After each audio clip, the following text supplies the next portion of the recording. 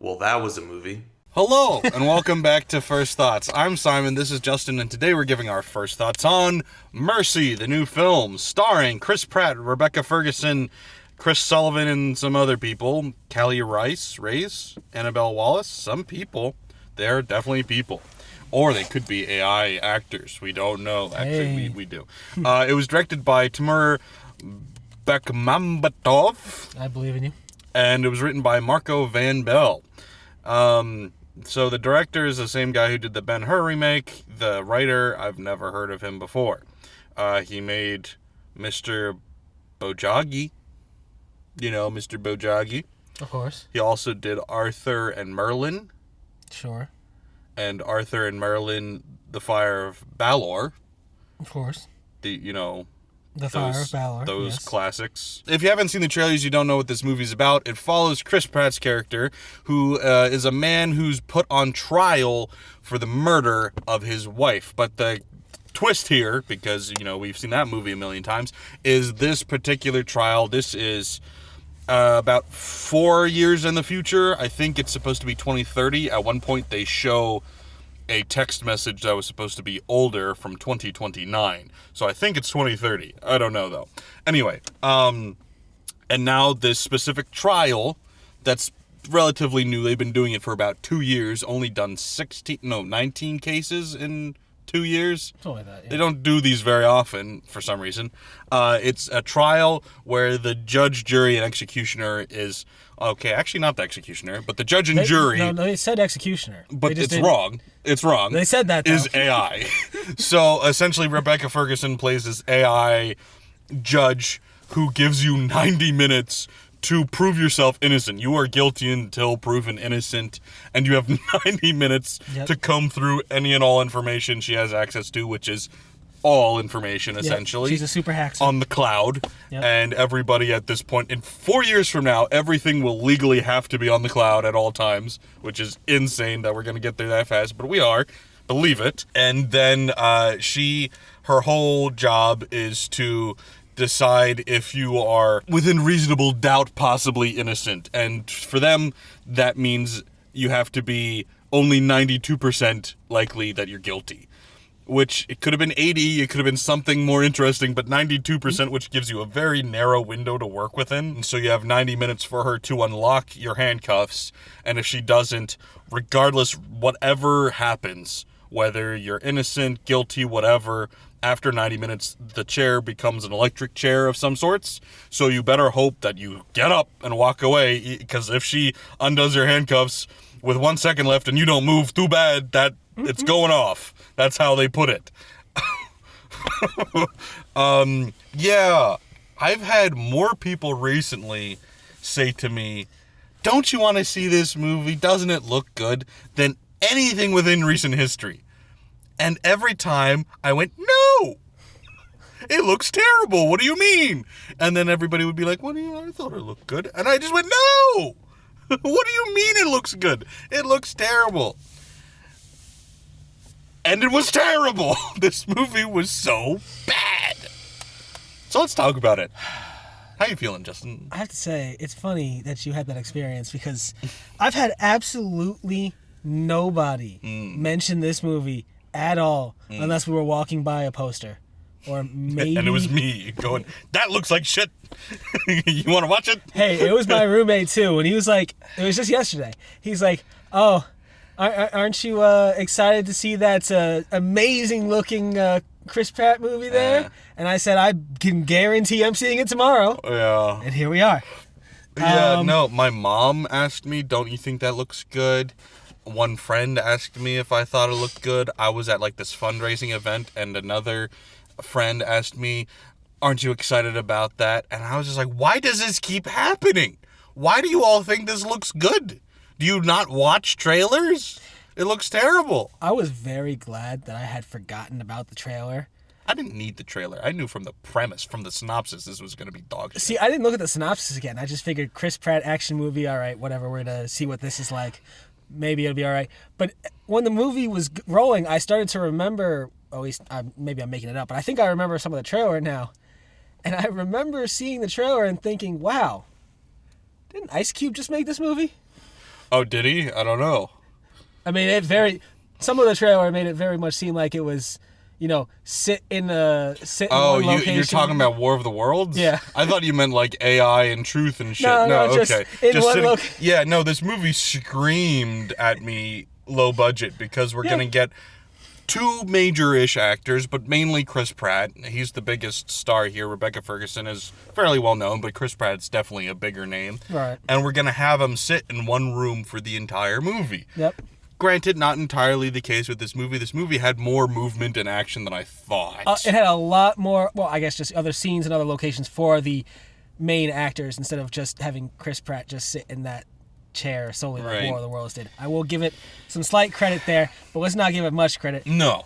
One thing the last positive I will give it is that I will say this at certain points was because if you don't know the first thoughts scale here, 5 is Forgettable. completely forgettable, and 1 is so bad it's great, right?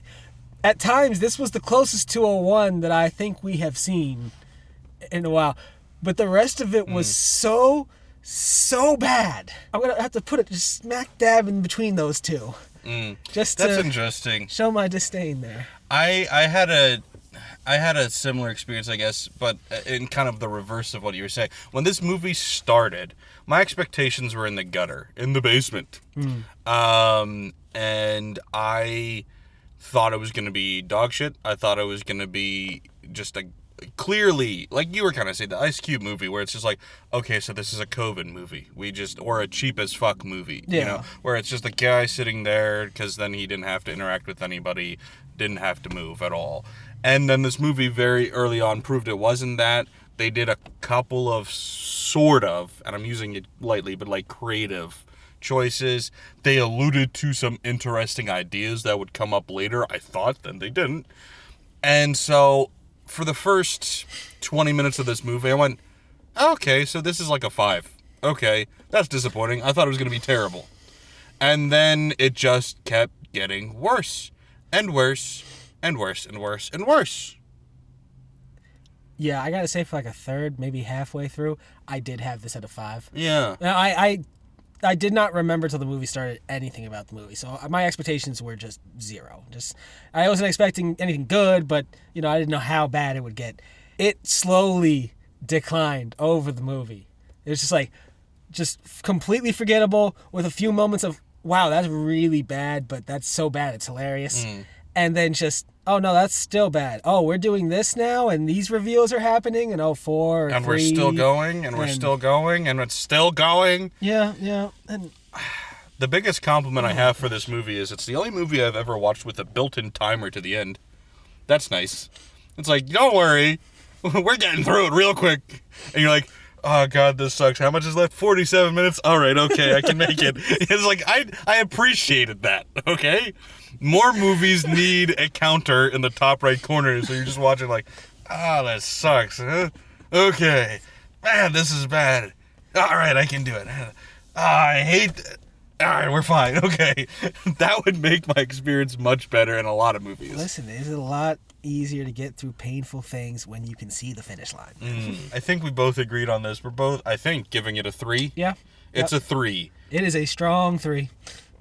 Or a weak 3, depending on how you... It's a low 3. It deserves the 3 very hard. I wanted to give it a 2 at times, but there was a couple of decent moments, because like you mentioned, 1 is so bad it's good, so 2 really becomes the worst a movie can be. Yeah. This almost was that for me, but I'm giving it a 3 because there was a couple of moments where I went, that was fun, I guess. There were some moments that absolutely floored me. For all the wrong reasons, but they absolutely floored me. Yeah, I'm really confused about the point of this movie, if there was one. Yeah. Because I went in assuming there was some agenda, and then it was clearly not that. And then, like I said, it just kept going. It was one of those things where it's like, you ever watch a movie, it is an original screenplay, but like it feels like it was adapted from something, because they were just trying to do too much and saying so much that you're like, what are we doing anymore? This felt like that. This 100% feels like an extra long book, or maybe 2 books. Yeah. That they just said, all right, we're not getting a sequel here. Let's just make this one movie. Yeah, and it didn't work. Oh, and we didn't even mention, like, just from a filmmaking perspective, like, because everything we've set up until this point, we're mostly alluding to, like, writing. Yeah. Let's talk about actual filmmaking, which I know isn't your favorite thing to talk about. Oh, I enjoy it, but I don't know much about it. Even you saw how bad the filmmaking was in regards to, like, dubbing. Oh, that was... The ADR was some of the worst I've ever seen. Yeah, it's really bad when I notice it immediately. Like, I can't remember what line he was saying, but as soon as they flashed back to him, you could just see it was kind of close. It but ended not... on, like, the same word. Yeah. And that was about it. Yeah. And it wasn't even like they lined up the word properly. No. And, like, tonally, it's different. Like, you know, sometimes, like, I'll be like, you know, because I've worked on audio editing before, I'll catch when it's ADR simply based off the tone. Because it's like, oh, that mic is a different mic than everything else in the scene was. Or they didn't match the room tone just right. This one, you didn't have to try. It's just the pitches of the voices sounded different. The inflections in the actor's voice was different. Everything about it sounded completely different. There was a scene where Chris Pratt's having an emotional moment and he's talking, and all of a sudden his voice got like an octave higher and tinny. And I'm like, what the fuck just happened? You could close your eyes and he's just a different person. It's wild. I don't know what that was, but it was weird. And like, I feel like at this point, I know we don't always watch the same movies. We have seen a ton of Chris Pratt movies at this point. Have we? I have to assume so. I mean, I've probably seen at least a dozen at this point, maybe. As crazy as that sounds. Okay, all right. Let me think about it. I might be exaggerating a little bit, but it might be double digits. Guardians.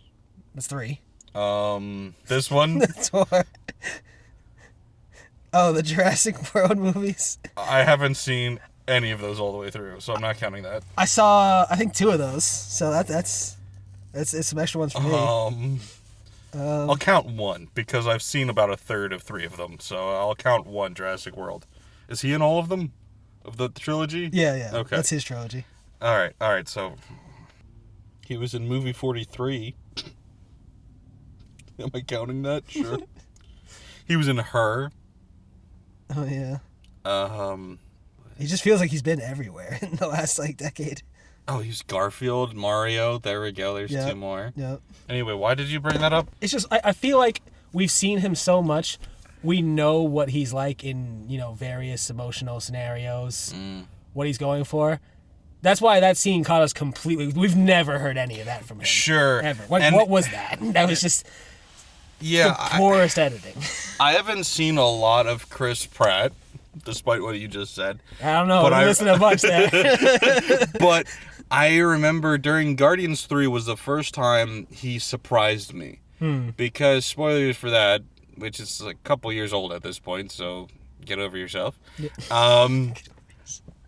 When Rocket dies, he screams, and it was in the trailer, but not shown as raw as it is in the movie. And so when I saw that in the movie, as a filmmaker, my first thought immediately is to how I'm casting him in all these different movies if I could, because I was just like, oh my god, he's a great actor in this moment. I've enjoyed his comedy. I always thought he was a fun side character. He's good in Parks and Rec. In Her, he's got a small role, and I thought he was good. Never disliked him in Guardians or any of the MCU. I just never really cared that much. In that moment, though, I was like, this guy's awesome. So I kind of had a renewed respect for him, and then I hadn't seen him in anything serious since then, Garfield or whatever, and I was like, of course I'm not taking it seriously.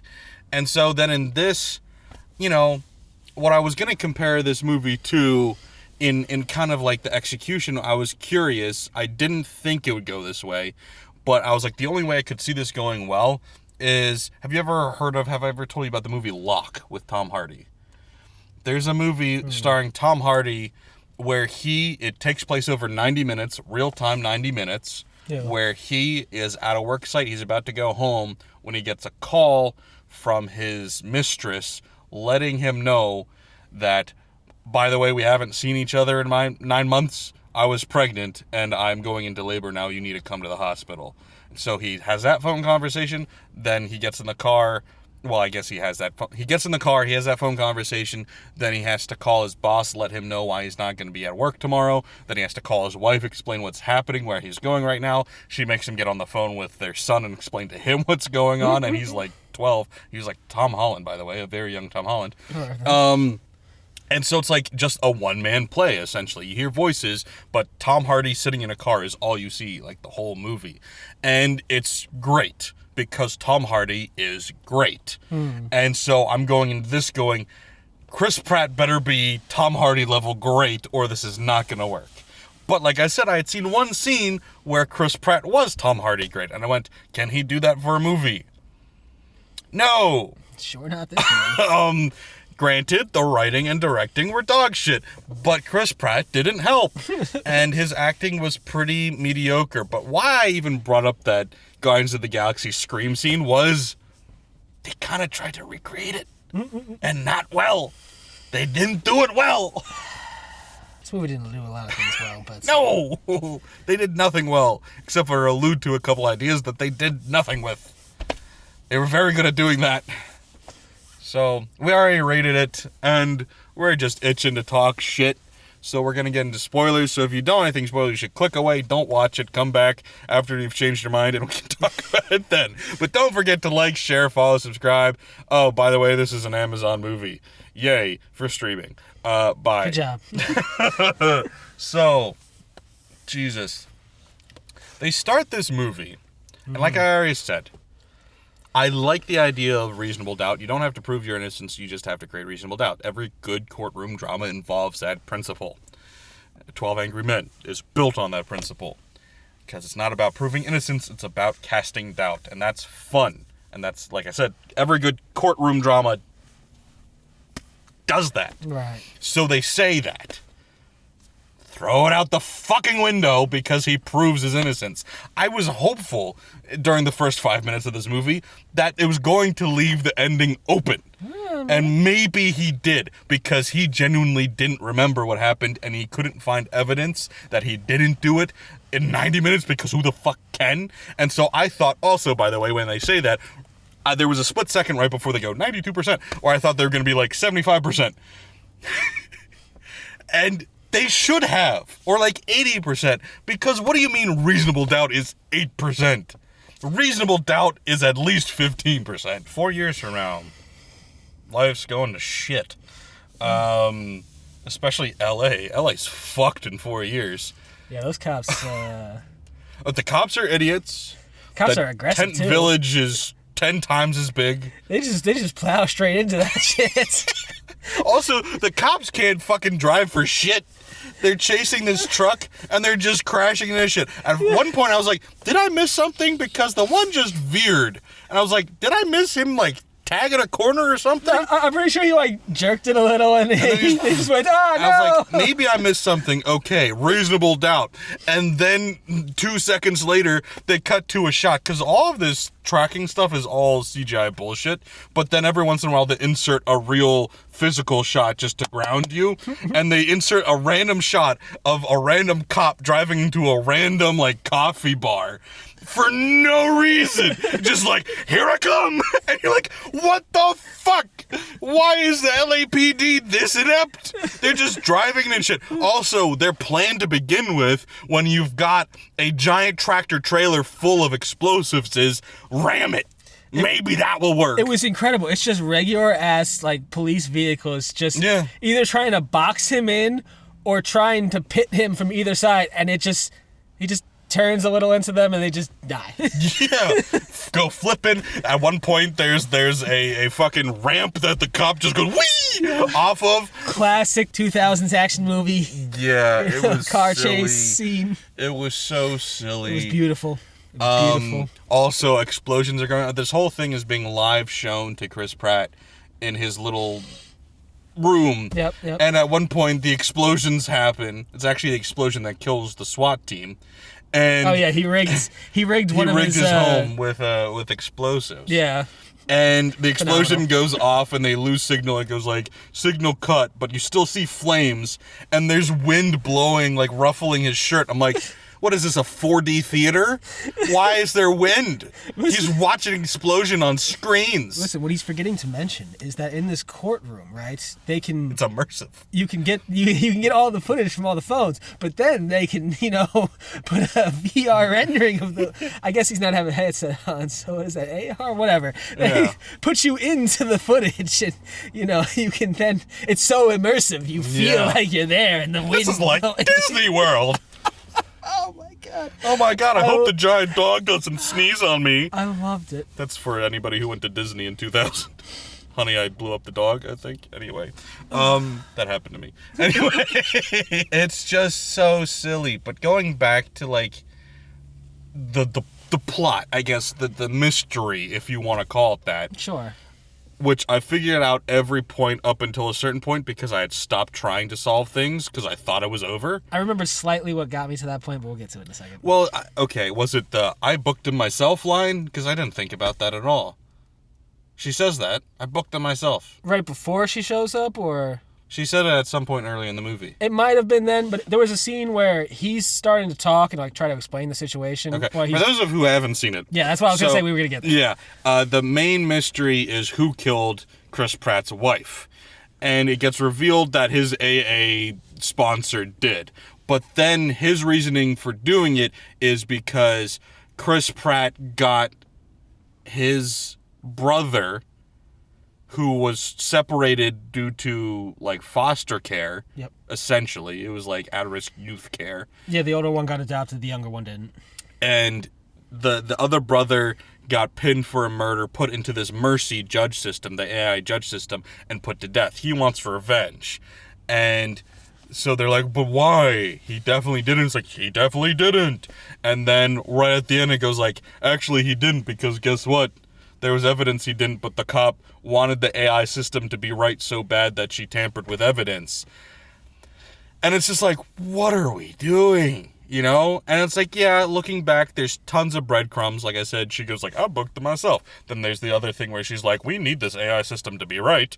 We get a lesson every time. And it's like, there's plenty of things pointing to her weird ideology, but it's just like, I stopped caring because I thought it was over. And it should have been over, because what the fuck are we doing? That's like I was saying with a book adaptation. When you've got a whole extra chapter to be like, oh shit, when you put that into 5 minutes, it doesn't work. No. I want to say there was a scene, because she spends a lot of the movie on this kind of, like, quadcopter thing. Yeah, on a wild goose chase. Yeah, and she's, like, flying around, chasing stuff around, and at one point I'm pretty sure she gets in front of the truck that he's driving as he's trying to explain something, and he says something, and right as he says something, she starts shooting him, and I'm like, oh, okay, she's evil. I didn't even notice because I was too distracted by how bad of a shot she was. Yeah. It's like they're like 5 feet apart, maybe 10, and she's so missing him by feet. I'm like, dude, just fucking...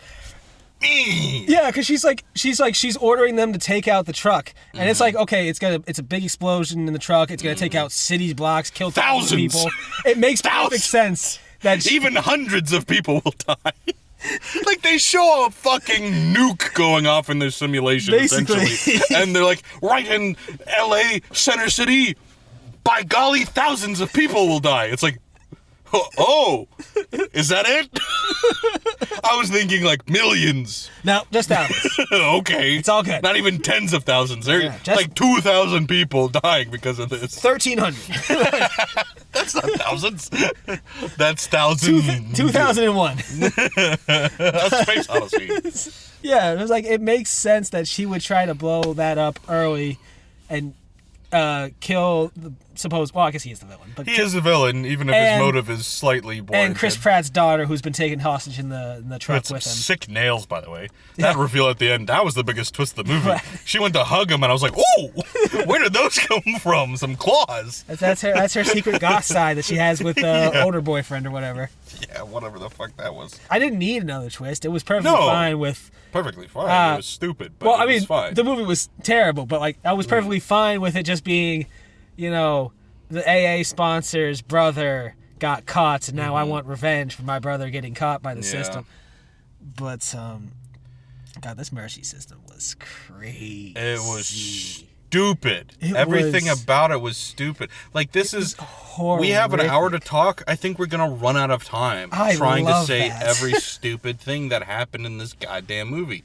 Because, by the way, they find video from his daughter's secret Instagram account. Yep. Where they enhance the footage. Love that. Which, if you're using AI, it's probably just making stuff up, because that's what AI does. And actually, it doesn't make up stuff. It steals it from it hallucinates. It hallucinates based off of random shit. And it shows that a hand is holding the door handle to the basement door. Not closing it, just vaguely holding it. It kind of seemed like it was gonna close it, but it had to, like... But he's like... Dude, he just caught him right as he grabbed at it. Yeah. And so they're like, we need to find out who was in the basement. And the AI goes, aren't you missing something? And he's like, right, motive! And they completely deviate. I'm like, why don't you get one of your cop buddies to go get some fingerprints?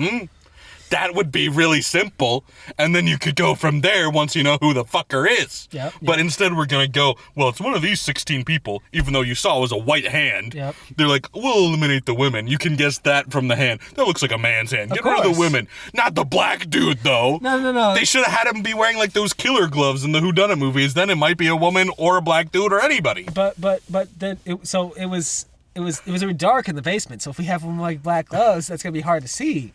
But, white hands... It would make more sense why it was hard to see. White hand, that could be anything.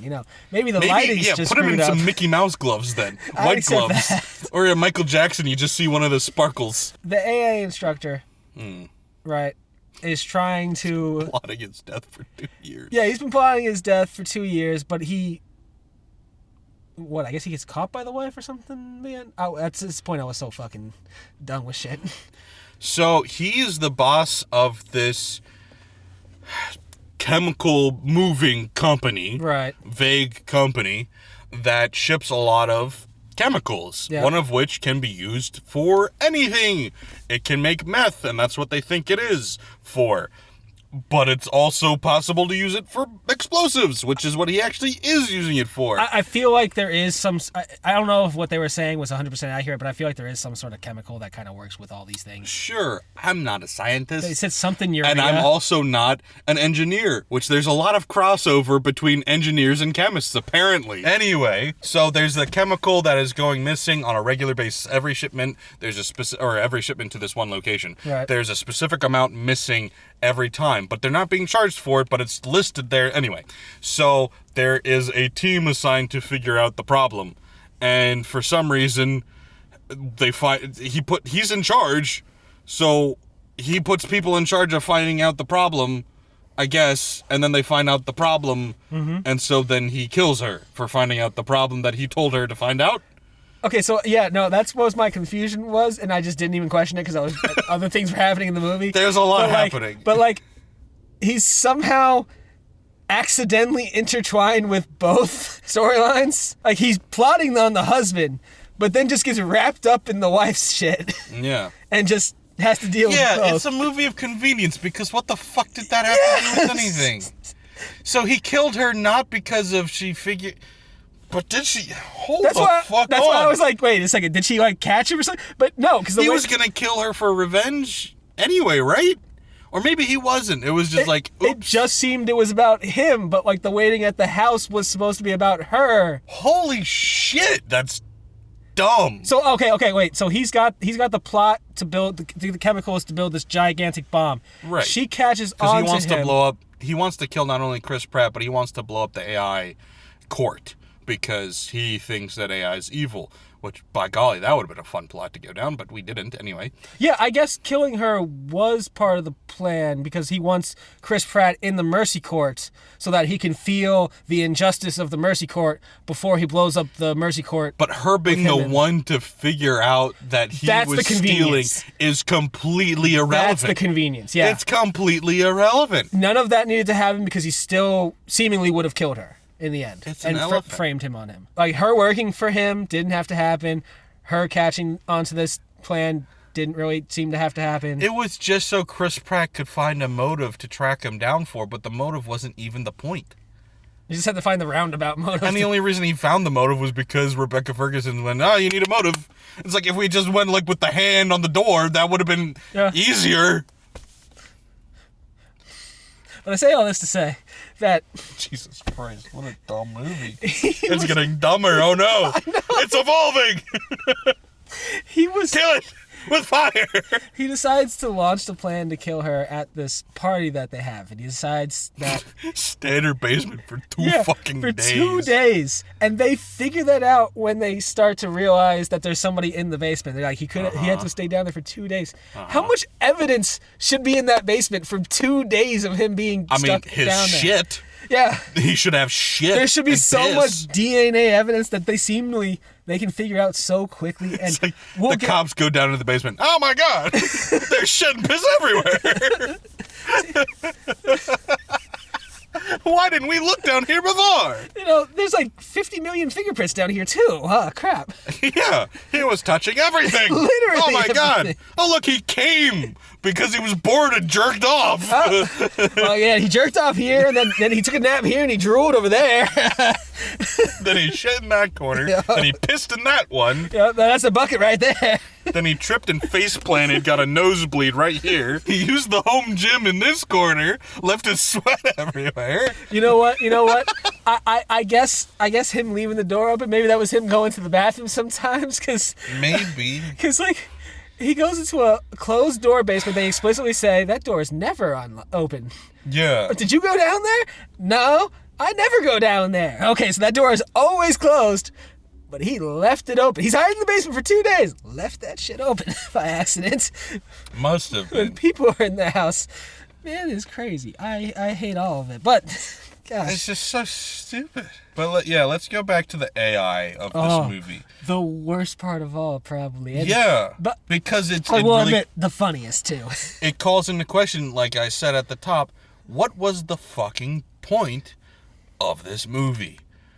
Let's get into it, folks. So normally when you see a movie involving AI heavily in the plot and marketing of the movie, especially right now, you assume it's AI panic. People hate AI right now for a lot of good reasons. But this movie seemed to be marketed as AI bad. Don't you want to watch a movie about AI bad? And I went, not really. I'm kind of over it at this point, but sure. Why I the mean, fuck it feels not? like the times right now. It feels like if It's there's ever a so- time it's too Hollywood's going to much. start pumping out even more. It's too much. Yeah. And then, like, I'm assuming, all right, so my assumptions was it was going to be him versus the AI this whole movie, and he's going to show footage of him freaking out, doing silly stuff at a bar, acting super drunk. I'm like, that's clearly not real. That was AI-generated footage that the AI made up. Okay. No, that's all fucking real. That actually happened. He is just fucking...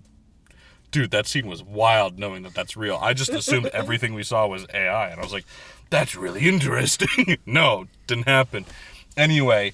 so this, long story short, and I'll come back and go over more details, but the point of it isn't that AI is bad. The point of it is that AI will continue to learn and grow, just like humans. AI is just one of us. And AI is capable of love and goodness and compassion and gut feelings. Yes, trust your guts. Thinking out loud. That jazz. It was incredible. He supposedly killed his wife the day before this court case, right? No, morning of. Morning up. Okay, that's my fault. And they're like, hey, let's go look at the evidence. The cops are still there. And I'm like, maybe we should give this some time. But it They makes clearly did for the other cases when they're like, let's go to the evidence vault. There's no fucking evidence vault here. There's cops going like, oh, watch your step. There's a blood puddle right there. No, you see that was afterwards. You see, they killed them that same day or whenever they caught them, and then afterwards they put the evidence in the evidence vault. After they were dead. Right. Well, that was also a night murder. They take the night off, Yeah, so it true. gives you like 12 hours. It was to pretty sort early in the things out. system, Yeah. But like, it gives you the impression that the Mercy system has analyzed all of the evidence within like 2 hours and is ready to convict. There's a 90, I think it was 97.6 or 5% chance, and as we learned in the movie, the highest the thing will go is 98. So he is, let's say, 0.5 away from just...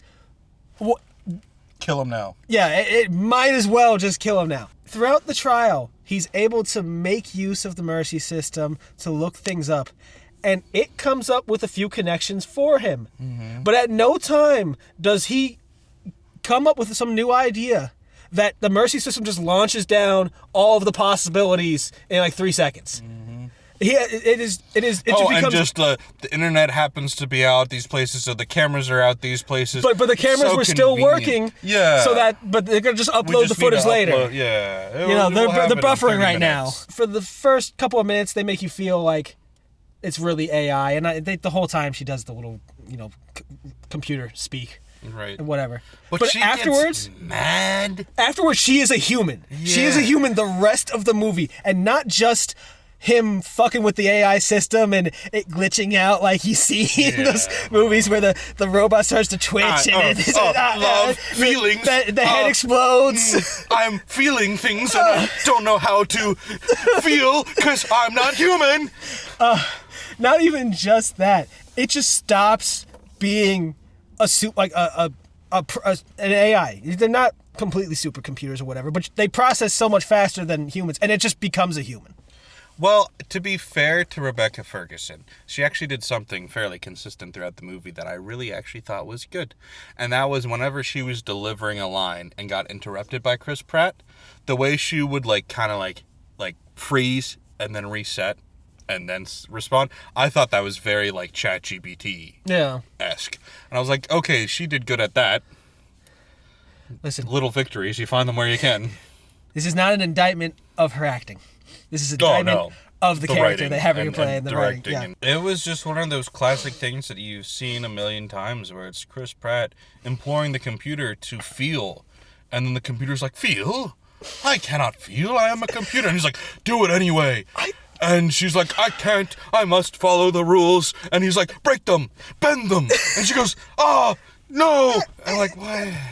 Seen this, man. I know I've seen it so many times, but I don't know why I didn't expect it here at all. I did expect him to prove himself innocent with the AI, but not the freaking, maybe I am alive. Maybe I have emotions. Maybe I feel empathy. Maybe I'm wrong sometimes. And that's the thing that I was starting to say was courtroom dramas, as much as you want them to be about truth, and there is a lot of them that is, it's not about truth, it's about justice, and justice is reasonable doubt. And so it's like this movie could have delved into that idea, where it's if you go the route of, which they start to do, is he doesn't even remember what happens, because he was drunk, and, not during it, but immediately after he got wasted, blackout drunk, and then he got head trauma. So he doesn't remember anything after he smashed the vase, essentially, was how he put it. Yeah. And so it's that would be a fascinating rabbit hole to go down, is and she goes well, don't you want to find out the truth? And he goes, I don't know if I'm scared to know the truth. How fun would this movie be if instead of just being a bland, same old thriller, if you want to call it that, whodunit thing, where it's, it's the bad guy because we Scooby-Dooed it. The guy you wouldn't expect to be it at all is clearly it. The guy you keep seeing everywhere. It's so obvious. He's the bad guy. Shocker. Well, how about we just do a movie where you don't actually ever get to know? And maybe you go, well, it's Chris Pratt. He's too nice to have done it. It's a movie. Maybe he did. And you never get to know, and he never gets to know because he's got anger issues and he's an alcoholic. That leads to some shit, and good people make bad mistakes. So if you just leave it to open interpretation and go, maybe we'll never know, but there is reasonable doubt, and that's enough to be hey, we can't say he's a murderer. We don't know because we're 80% sure it's him, but we're 20% sure of nothing. That would be fascinating. But no, we just go, wouldn't it be cool if AI had hearts and feelings? Yeah, it was just guts? One of us. Hold on. What is the negative outcome of pointing out the flaws in the system? People no longer trust AI judges in the future. Okay, cool. Until you fix them. and you improve.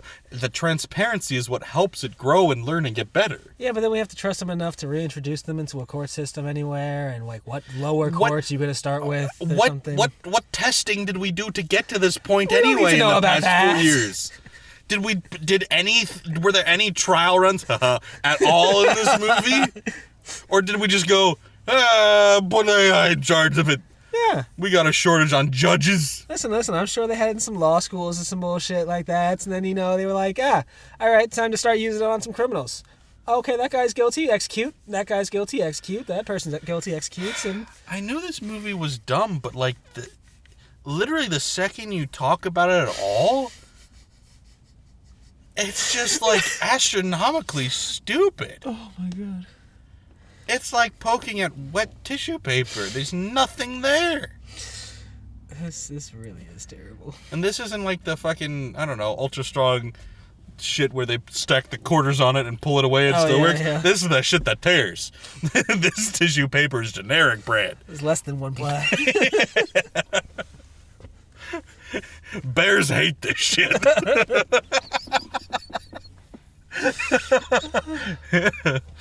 And I would know.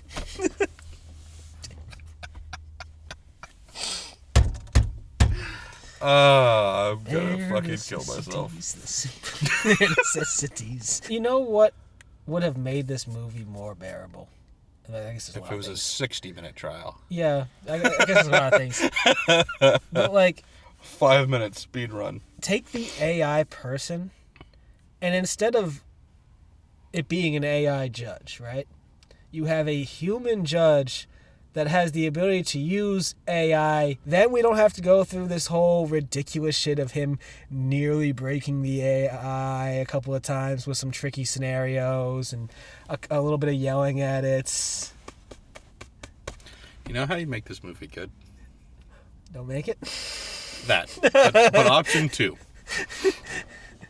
What is AI's biggest issue? You're trying to have a conversation with AI, and you Right. ask it some questions. Yeah. What are you most concerned, would go wrong during that conversation? That's just gonna tell me what I want to hear at all times, and It's just gonna make shit up. yeah. And that's what I said early on, and I didn't even realize what I was saying. I'm a genius. How you make this movie good is you poke the holes in AI, which are already there, but you point out the holes in AI, which is it thinks it's all-knowing, it pretends to be, and when you point out the flaws in the logic, it lies, and it makes shit up. So like I said earlier, where that footage of him in the bar could have been fake, it could have just shown shit because it went, based on the information I have, Chris Pratt coming home, him arguing, them yelling, them fighting, him leaving, the daughter coming home and her being dead, it points to him being the killer. Yeah. That's all the evidence it needed to then create its own bullshit case around that, where it's got fake videos, fake logs. That would have been an interesting movie. That's what I kind of thought in a way was going to happen. I thought it wasn't going to be the hallucinations. I thought it was going to be evil on purpose. Yeah. But imagine that if it was a movie about giving that much power to something that just makes up bullshit on a whim. See, I'm not mad at that, but then you need people even more. Because you can't just have him and the AI being the only people in this courtroom. 'Cause Sure. we could just make things up. And Are it's you the judge, talking jury, realism or for the movie? for the movie? Why? I think you could do that same scenario where Rebecca Ferguson is like, oh, you think I'm wrong? Here's video. And like, oh, you're correcting me? You're wrong because that. And it's just that back and forth until eventually he can catch it, contradicting itself and it blows up or whatever. Okay, if we go the blow up route, then I think. There's no other way to do it. Yeah, I was man. gonna say, because why would it let him go other than, he Or traps it in a logical fallacy. Or we go really good movie here and he gets executed because it refuses to acknowledge it lies. All and right. so he dies.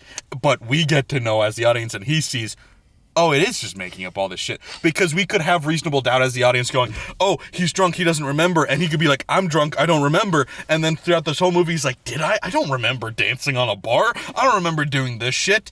And then right before he gets executed, he sees the flaw and he goes, you're just making all this up. And then he gets killed. That would be good, yeah. That's how you make the fucking movie, dude. Hire me. Hire me to write this shit. And you know what else you could do? I was thinking of this during it. And this is maybe a tad bit morally gray.